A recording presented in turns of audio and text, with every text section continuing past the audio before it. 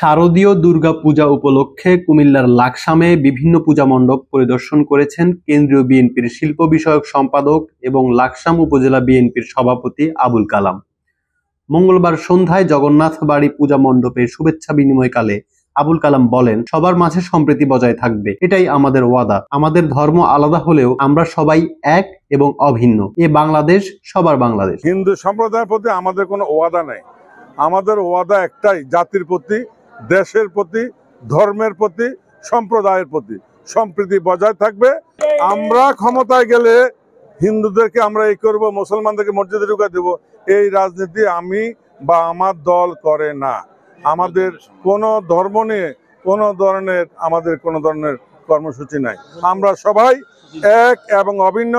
এই বাংলাদেশ সবার বাংলাদেশ। এ সময় উপজেলা বিএনপির স্থানীয় নেতাকর্মী, সমর্থক এবং লাকসাম পুজো উদযাপন ফ্রন্টের নেতৃবৃন্দ উপস্থিত ছিলেন।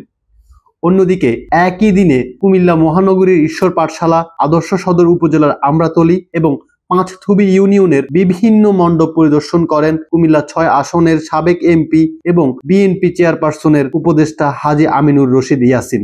এ সময় কুমিল্লা মহানগর বিএনপি সভাপতি উদ্বাতুল বাড়ি আবু, সাধারণ সম্পাদক ইউসুফ মোল্লা টিপু, আদর্শ সদর উপজেলা বিএনপির সভাপতি রেজাউল কাইয়ুম, সাধারণ সম্পাদক শফিউল আলম রায়হান, সাংগঠনিক সম্পাদক উমর ফারুক সহ বিএনপি এবং এর অঙ্গ সংগঠনের নেতৃবৃন্দ উপস্থিত ছিলেন। এবছর কুমিল্লা জেলায় মোট ৮১৮টি মণ্ডপে পূজা অনুষ্ঠিত হচ্ছে। গত ২৮ সেপ্টেম্বর শুরু হওয়া পূজার আনুষ্ঠানিকতা শেষ হবে ২রা অক্টোবর বিজয়া দশমীর মধ্য দিয়ে।